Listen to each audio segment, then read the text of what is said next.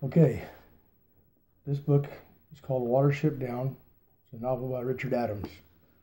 The note in the front says, Nuthanger Farm is a real place like all other places in the book, but Mr. and Mrs. Kane, their little girl Lucy, and their farmhands are fictitious and bear no intentional resemblance to any persons known to me, living or dead. I acknowledge with gratitude the help I have received not only from my family but also from my friends, Reg Soanes and Hal Summers, who read the book before publication and made valuable suggestions. I also wish to thank warmly Mrs. Margaret Apps and Miss Miriam Hobbs, who took pains with the typing and helped me very much. I am indebted for a knowledge of rabbits and their ways to Mr. R. M. Lockley's remarkable book, The Private Life of the Rabbit.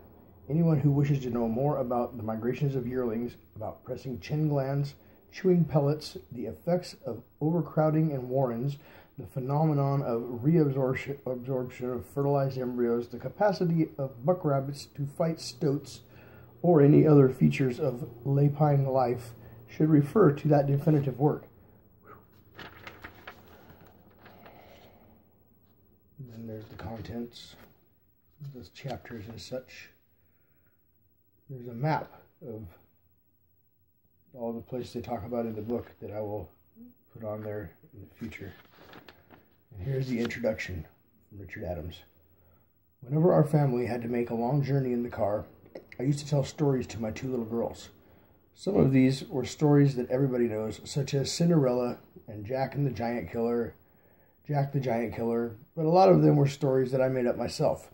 And my daughters particularly liked these because they felt that they were their own stories and no one else's, made up for their own enjoyment. One day when we had to make a journey of over 100 miles, they asked for a long story, which we have never heard before. Such a story could only be spontaneous. I began improvising and started with the first thing that came into my head. Once upon a time, there were two rabbits called Hazel and Fiver. For some of the animals in the story, I took characteristics and features from real people I had met over the years, so that each rabbit had a distinct individual personality. As for Kiher the seagull, he was based on a Norwegian resistance fighter whom I had met during the war. Fiver was derived from Cassandra, the Trojan prophetess, who was cursed by the god Apollo always to tell the truth and never to be believed. To Hazel, I gave the qualities of an officer under whom I had served. He had the natural power of leadership. He was not only brave, but modest and retiring, yet with excellent judgment.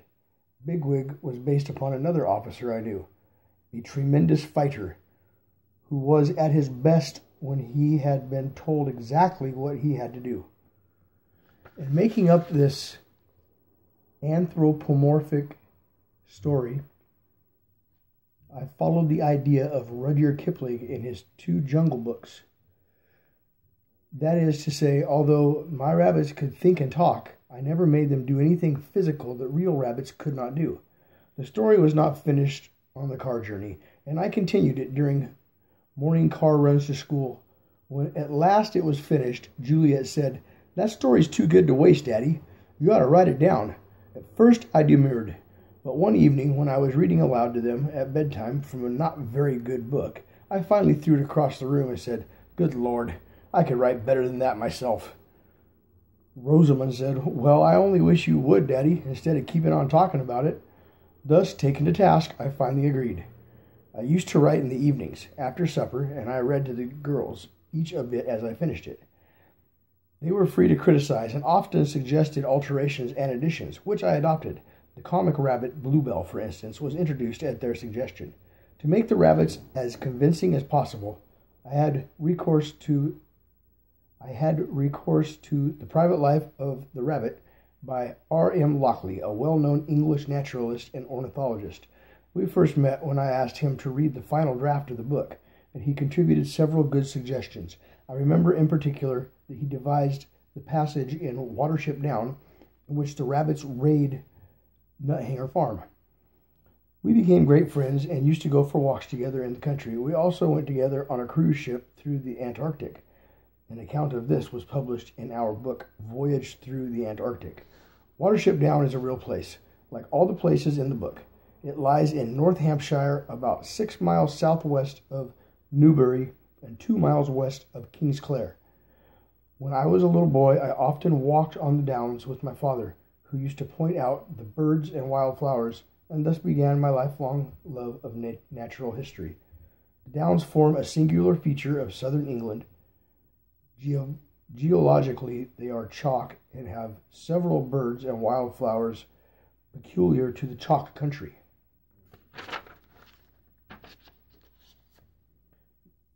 The Ordnance Survey map for this area is sheet 174, which includes Watership Down and square 4957. This and sheet 185 cover the whole area of the story. That's the map in the beginning I was telling you about. I'll put a picture of it on there. The rabbit language, Lapine, was invented word by word in the course of writing. This took place wherever a rabbit word was needed rather than words used by human beings. For example, going above ground to feed is a phrase hardly needed by human beings, but rabbits would need a single word, a word that they quite often needed to use. For example, silflay, S-I-L-F-L-A-Y, silflay. Again, Tharn was a rabbit word meaning stupefied or paralyzed with fear. The Lapine plural suffix il rather than the English suffix x was used to help emphasize the Lapine was a different language. It's a bunch of language stuff. There are a certain amount of Arabic influences. For example, let's go past a bunch of that stuff because it's Arabian words. There is no grammar or construction in the language. It is simply a motley collection of substantive adjectives and verbs. Here and there a word is, I don't even know that word, onomatopoetic. For example, some word sounds like a tractor going along. With regard to the epigraphs at the head of each chapter, Juliet said, I like them because when you read one for the first time, you can't imagine how it is going to have anything to do with the story. And then as you read on, you see how it does. I never thought of the book becoming a bestseller, but I did think in terms of a modest hardback, which I could give to my daughters saying, there you are, this is the book you wanted me to write. I submitted it to one publisher after another, as well as to several literary agents. It was rejected again and again, 7 times in all, always on the same grounds. Older children wouldn't like it because it is about rabbits, which they consider babyish, and younger children wouldn't like it because it is written in an adult style. I refused to alter the drafts in any way and went on knocking on doors. One day I read in the Spectator a review of a book called Wood Magic by the Victorian author Richard Jefferies, first published in 1881 and never reprinted until now. It occurred to me that the publisher who had reprinted Wood Magic might possibly react favorably to my book. His name, I saw from the review, was Rex Collings. I guessed that this was a fairly small firm without much capital, but it was worth a try. I got in touch with him and submitted the fair typescript. My judgment was right. Rex Collings accepted the book and at once. It was he who gave it the title Watership Down. The first edition consisted of no more than 2,500 copies, as much as Rex Collings could afford. He might not have much money, but one thing he could do, he could get a review copy onto every London desk that mattered. That was in November 1972. I was staggered by the number of favorable reviews, but the first edition was quickly sold out, and quite a lot of people complained to me that, much as they wanted to buy a copy, apparently there was none to be had. That winter, Macmillan's, New York, accepted the book for publication. What followed was a rather amusing paradox. The American edition, a much larger one, attracted attention in the United Kingdom, so that, in effect, the book came from America to England. The Penguin edition appeared in 1974. A deluxe edition, beautifully illustrated by John Lawrence, appeared in 1976. Since that time, the book has never been out of print and has been published in many translations throughout the world. Year by year, I receive a great deal of fan mail, and not only from young people, but people of all ages, following the example of the Duke of Wellington, who replied personally to every letter he received. I do my best to answer.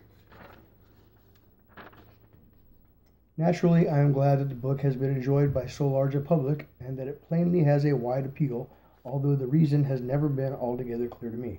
I want to emphasize that Watership Down was never intended to be some sort of allegory or parable. It is simply the story about rabbits made up and told in the car. And that was the introduction.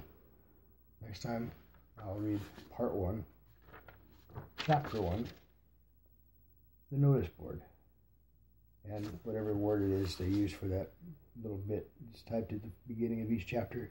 This one says, chorus, why do you cry out thus, unless some vision of honor, of horror? The house reeks of...